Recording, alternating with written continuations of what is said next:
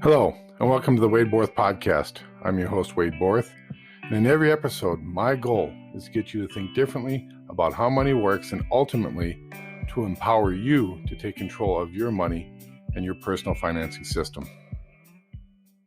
Welcome. Today, we have a special guest with us. It's Nicole Tate. Nicole has been taking the journey down the IBC pathway for the last, has it been 2 years, Nicole?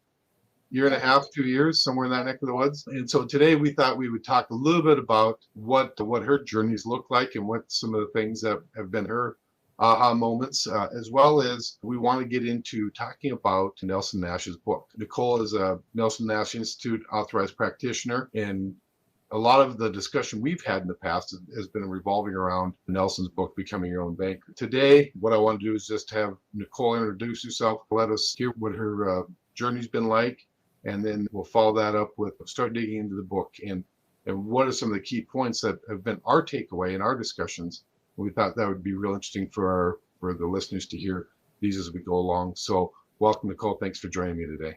So take a moment and just give us your journey. What were some of your thoughts? What were some of your fears, your concerns? What drew you to this thought process that we call IBC? Maybe just to help the listeners understand a little bit more about you and what your process was. Which process you had to go through? I think the biggest thing that drew me to IBC was my philosophy has always been with my clients that I want them to be able to control as much of their own money as possible. And as a traditional financial advisor, it felt like I always said those things, but somewhere inside of that, I knew that they weren't really controlling their own money. And so when the introduction to IBC came to me, the introduction where I actually listened to IBC, it was my aha moment of saying, this is a way that people actually can control their own finances and can control their own financing system. Sure. So you made an interesting point when you said when you actually listened. Let's talk about that a little bit, because I think we've all been down that pathway before too. We hear things, but maybe we don't listen to things. Had you heard about this idea before? Were you introduced to it before? Yeah, the first time that I actually heard of this concept was probably 2016, somewhere around there. It sounded interesting at that time, but I didn't really understand how it would work or what it was, and I just didn't dig into it anymore. So it had been there, but I didn't know anything really about it. So when it came back around to me in probably 2020 was when it came back up again. I guess maybe at that point my ears were just open more because it was the same sort of conversation, but this time it felt differently. Yeah. So you were more open to the idea of learning more, right? When I had a conversation with Nelson, I always thanked him for bringing this idea to me and to light. And he always said, he says, you were fertile ground. He says, I was casting a seed on ground. He says, it might have sat there for a year or two, but eventually the ground became fertile, willing to learn and willing to listen. And then once we're able to set our biases aside and say, maybe I don't know everything, we're open to hearing more. That kind of what happened with you as well? Absolutely. And in a lot of people's lives, there's a lot of clutter and a lot of noise that goes on, and we're trying to do the things that we do every day. And so that clutter can drown out messages that you hear, and then at some point the clutter sort of goes away and that message is still out there and you hear it. And that's what I would say happened with me. The clutter drowned out the message for about 4 years. Yeah.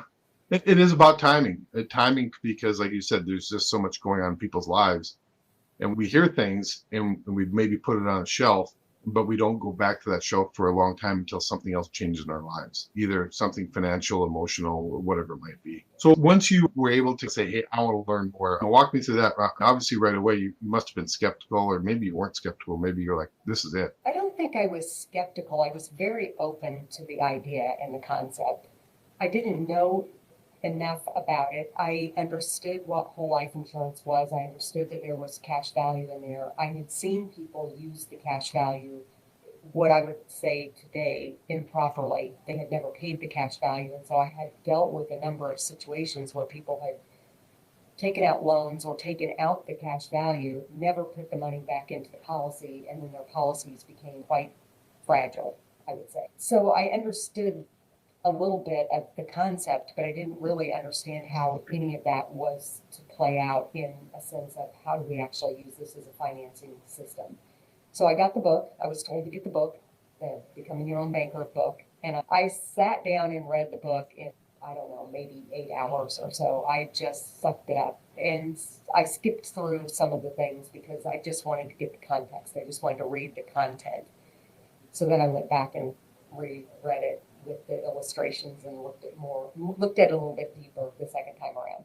You know, you make a point early there where you said you saw people taking the tool, which is the properly structured life insurance policy, and borrowing the money, not putting it back, or taking it out, not you're putting it back in. And would you say that's because, and this has been my practice too, that it's because people buy a tool, but they don't have the understanding of how to use the tool. So they don't understand the process, but they have the correct tool. It's just like a good carpenter. You might buy all the same tools as a good carpenter, but if you don't have the skill set on how to use it, is that what you were seeing? Absolutely. I think most people, when I saw this happening, they didn't buy the policy as a banking policy. They bought it as a whole life insurance policy. Somehow they either were told or they just understood that there was cash value and used the cash because they didn't have money anyplace else. And so they used it as, this is an account that has money in it, I'm going to get to the money. They had no idea from a financial perspective how they should even be controlling their own finances. And so this was just one more place where there was money that they could get to. Gotcha. If you want to put it in the carpenter's terms, they were using their high dollar drill and screwdriver as a hammer. They had the right tool, but just no guidance on how to use it. And from a standpoint of being a consumer, and this is what I've seen too, is people want to get to they want to focus all their attention on the tool, which is the properly structured life insurance, but they don't want to go through the process of understanding how to use it. Because again, we've been a consumer mindset.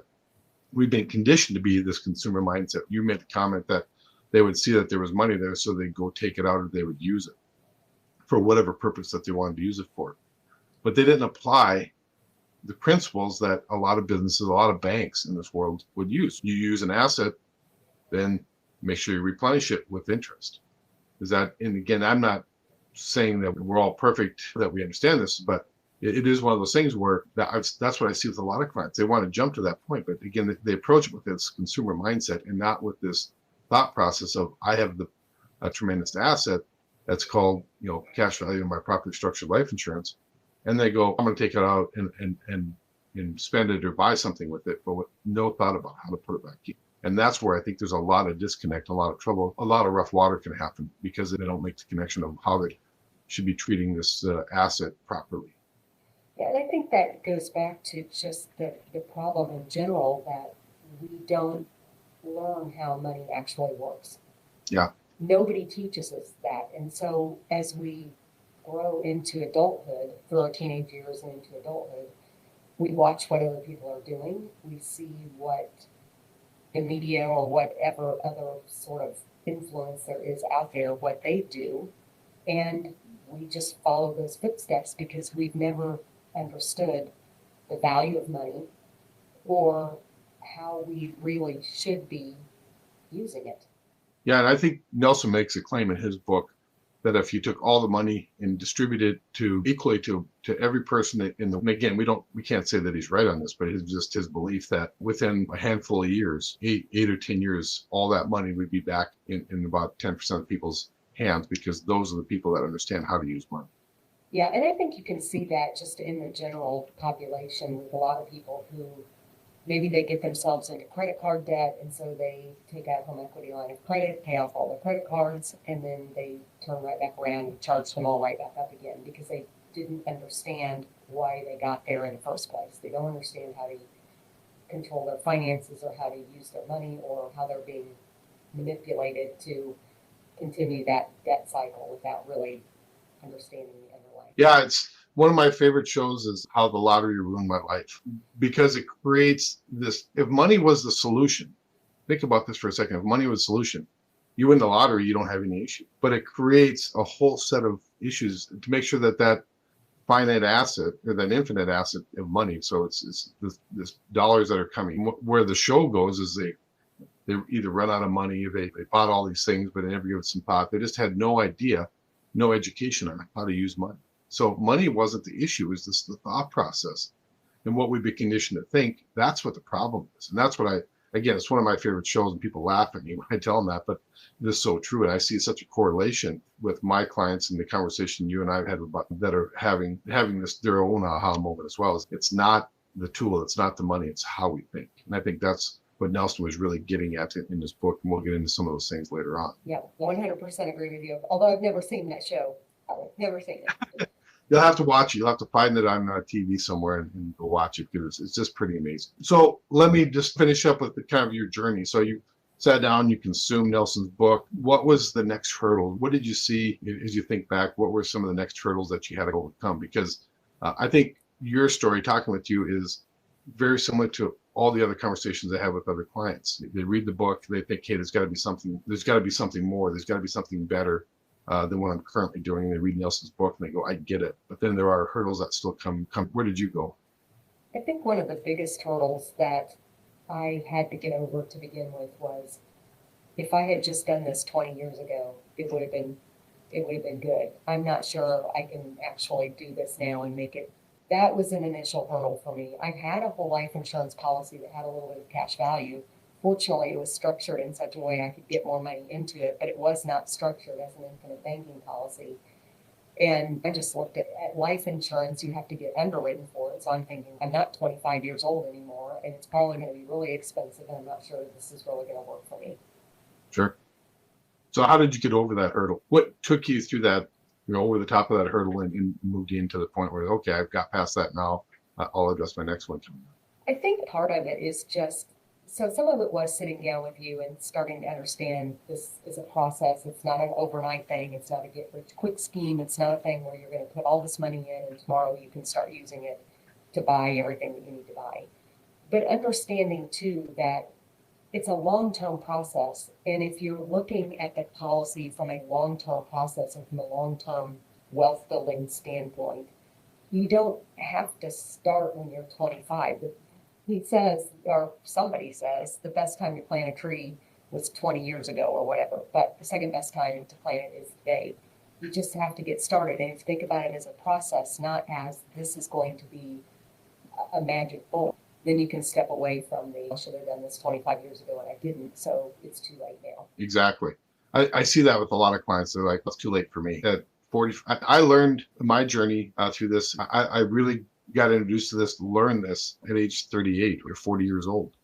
Was it too late? Yeah. Should I have been doing it at 28 or 30 versus 40? Yeah. But did it hurt to do it at 40? No. Does it hurt to do it at 50? No, because even at age 50 or whatever age anybody's at, they have a lifetime to be able to take control of the banking function. And I think that's where people get caught, because they think it's a product-driven idea versus this how we think idea. It's a process-driven idea. If they understand the process, then they can take control of the banking function. And quite frankly, with my set of goals and objectives, is that we can bring it to us, the next generation, hopefully as a family legacy, right? So multiple generations beyond this are taking this idea and implementing it within the family, so we can take control of that and not be enslaved by the banking system, the current banking system as it is, throughout the next generations. We want to take control of that, so we keep that within our own family.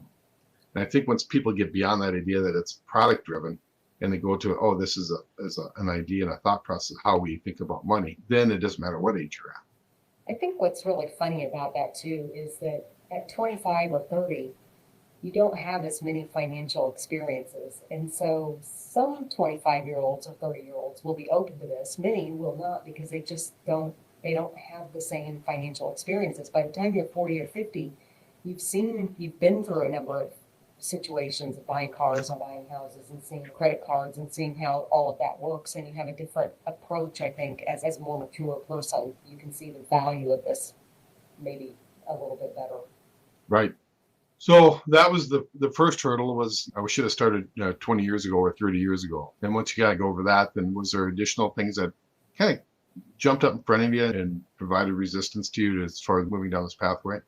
there were a lot of hurdles. Some of them were self-imposed hurdles. Some of them were imposed by other people. I think the next hurdle that I got to, okay, where do I get the money to start funding this policy? I've already got money going in all these different places.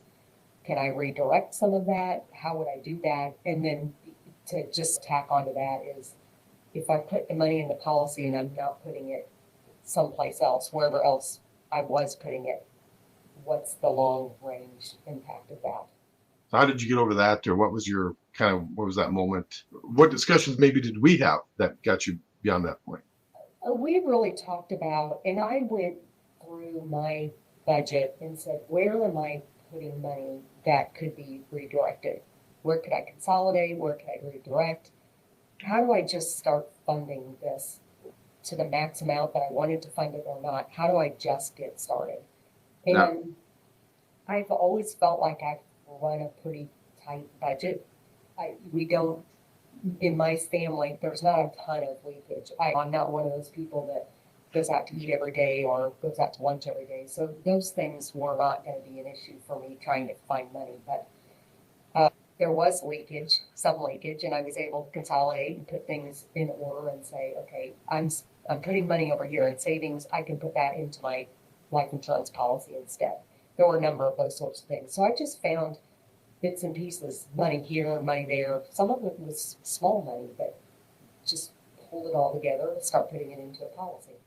Yeah, and then I remember some of our conversation is that because we've been so conditioned about being this consumer mindset, we've been conditioned to think that this should be an or discussion. You either put your money here or you put your money here. What we, through our discussions, what we discovered is that this is really demand at.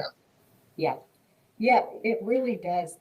The infinite banking concept itself really opens up a person's mind to not having such a limiting belief anymore in a lot of different ways. And I just believe that we have been conditioned as citizens here to have somewhat of a limiting belief. Yeah, that's so true, is that we've, again, been conditioned to have this scarcity mindset, because then somebody else can control what we do and what we think.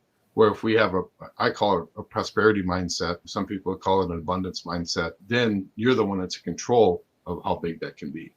And as it applies to the infinite banking concept, and again, these are the conversations I recall you and I having. And again, this is pretty typical for clients, as they go, oh, I only have so many dollars. Where does it go? That limiting mindset. Versus if I put the money in and I apply the banking concepts that we talk about, this idea to take control of the banking function of my life and I finance it through my own personal family financing system. It doesn't have to be an either or. It can be an and. We put the money there and we can still go out and purchase that piece of real estate, and we can go and buy that business, and we can go out and buy whatever this cash flow item is that we're looking for. It doesn't have to be a limiting being a one use asset that we have. It can be multiple use asset. Yeah. I also think that it really does make people think, or at least it makes me think about, what am I spending my money on? Is there real value, instead of just wasting dollars here and there? Really making a conscious decision and choice about where my money is going and what I'm doing with it. And I think that's a tremendous value out of infinite banking, is that we begin to see the true value of money instead of just spending it however we always spent it. Yep, I would agree with this. One of the things, and I'm going to wrap all these things together, kind of bring them all together, and we've talked about this many times, is that I get asked the question, this is so great, what's the downside, right? You ever hear that one? Oh, yeah. What's the downside? Tell me what the negative things are. What am I not seeing? What are you hiding from me? And I'll let you think about your response to that. I'd like to give my response to that. As I said, it takes three things in your life to make this thing happen. It takes time, which some people aren't willing to spend the time to do it, right? They all want immediate results. But if you're 40 years old, it took you 40 years to get in the position you're in. It's not going to change overnight. So it takes time, because quite frankly, this is a lifetime process. My lifetime, my family's lifetime, my lineages, my son's lifetime, hopefully grandkids' lifetime. It's going to be their lifetime process. So it takes time. It takes money. And that's the part where you just talked about, is that was a hurdle that you had to go over, right? So where did I find the money? But once you start finding the money, and also now you're starting to think a little differently, and you're having assets generate revenue or passive income back to you. The money has to be there, right? We can't control a financing system if we're not willing to put any money in. Nelson in his book talks about the don't be afraid to capitalize. This is a great business. If it's a great business, why are we willing to limit how much we can actually use and put into it? And sometimes people just have to get started. That's why people have multiple policies. Like I think about the very first time when I was first introduced to it, and I studied it, and I went to some think tanks and talked to Nelson, and he mentored me through the process. It came back to, okay, let's start down that pathway. And then we bought some properly structured life insurance. It wasn't nearly big enough. At the time, it seemed big. But I look back, now 15 years later, I almost laugh and chuckle how small those policies were. But it was a start. And sometimes just getting started is the first thing you have to do, no matter where you're at. Get a starter policy and get running on this idea and start changing your thought process. And the third thing that it takes, and this is the one where I really believe some people aren't meant to be in this realm, is it takes discipline. Discipline's a hard thing, right? Pretty straightforward, but it's a hard thing. We have to understand that if we use $1, we put it to work, we have to now pay the banker back, which happens just to be us. We have to love ourselves more than we love Wells Fargo. Mm-hmm. And that's the discipline that it takes. And some people aren't willing to have that discipline to make it happen. So can everybody benefit from this? Absolutely. Is it for everybody? Probably not, just because maybe they don't possess one of those qualities. So when people ask me what's the downside, that's my pitch. I don't know if that's similar to what yours is or not. Yeah, I can tell that you have mentored me, because that's exactly what I say to people. It takes time, discipline, and money. Yeah. And it's interesting with the discipline piece, because as you become more disciplined and you begin to look at these policies not as just a place where I'm going to put money and it's just going to sit there, but you begin to look at, how do I truly turn this into a business? And how do I make this business generate more businesses? And I think if you look at any business in the beginning, when they start their business, there's always going to be a capital outlay. And sometimes people will be a little bit reluctant to put a lot of money into a business because they're not sure if it's going to work or not. At some point, they have to decide, I'm going to put more money into my business so I can grow it, or I'm going to let my business go. And it's really the same thing with these policies. And I think that's why I would venture that's why you started small, because you weren't really sure. And you needed to see what this was going to look like. It's the same thing that I did. Yep. It's the same thing I see my clients doing. Some of them start small because they don't really know. They don't know how this is going to work. But what's so fabulous about it is that it's not like you just get one crack at this. Let's pick up Wells Fargo just because they're an easy subject. Why do they have multiple branches and banks in different neighborhoods? So if you think about it, that's just what we're doing. We're taking out multiple policies on ourselves because we can capitalize this one and we can get started. And as we started thinking differently, using it differently, now we can start another branch and another branch and another branch. And so it's the same thought process. You can get multiple cracks at this with your own, but if not on you, maybe your kids or other people, right? That's the whole other beauty of it, is that, again, it's not product driven. It's the mindset behind it that drives this concept. And then the product that we use, the best long-term product we can use is a properly structured life insurance. And so does it have to be on you? Preferably, right? That's, you are generating the income in your household, in your economy. So let's ensure that. Let's get that one first, and let's put as much money as we can towards that. But once that's full, then we can go on to other people, and we can use other people as well, like the kids or maybe our spouse or whatever it might be. But it's not you just don't get one bite at that apple. I think we can get multiple bites, but getting started. And again, when I look back at it now, it seems pretty small with those first policies we took out. But at the time, they seem to be pretty big. But that's what time gives us, is that perspective. And I think that's what I try to bring to people. I think that's what you're trying to bring to people now too, is that you've gone through your journey. You've had hurdles, you've had roadblocks, and you've had to figure out, does this make sense for me? How do I get around that? How do I go to the top of that hurdle? What tools can I use properly or better? How do I change my mindset? Those are all the things that it's just about, as you mature, that's the same process we go through. Yeah. You keep coming back to the word mindset, and I just keep thinking it is so much about mindset in so many ways, because if we don't change our mindset, then we do the same things that we've always done. And we don't see opportunities out there that come up because our mindset is stuck in an old pattern. And we'll get the same results. Yep. The reason why I hear most people wanting to engage in this conversation is because they want different results than what everybody else is getting, which they're seeing. That's really what it comes down to. They see a failing grade at the end of what we've been conditioned to think. And they go, I want something different. So they're willing to change their thought process and really engage in conversation with the idea that I want a different outcome. Right. And that, again, it's simple, but it's not easy. Yeah, two words that sound similar, but they're not similar at all. Right. Simple is not necessarily easy, and easy is not necessarily simple. Right. But it doesn't make it impossible either. It's just that we have to, and again, part of anything else, if we want top level results, we have to engage with an elite level coach. And so that's why when I talk to clients and they say, I say, is he trained in this process? Is he certified by the NNI to be a practitioner? Does he really know what he's talking about? What I come to find out is most people aren't, right? They're not certified through the NNI. And so you're engaging a coach, but you're engaging a coach that doesn't know what the heck he's doing. Again, if you want results, you engage with somebody that understands, hopefully has gone through the same thought process so they can understand where you're at. So agreed. 100% agreed. Anything else you want to add to that? No, I think this has been good for today. Good. Just thanks for sharing your journey. And again, it's not like you're to the end. Hopefully we never arrive at the end. Hopefully we just keep adding and building to that story. Finding the hurdles are a little bit less, but hopefully we're running into hurdles. If you're not running into hurdles, you're not pushing yourself. But what we find is that if we either the hurdles a little bit smaller, or we have the ability, because again, we're working with mentors or coaches that have maybe seen that same hurdle, that same trap, and can either get us through it as quickly as possible or completely avoid it. So sometimes, like I said, at least I aspire never to have at least presumed to arrived at a location. I always like the journey.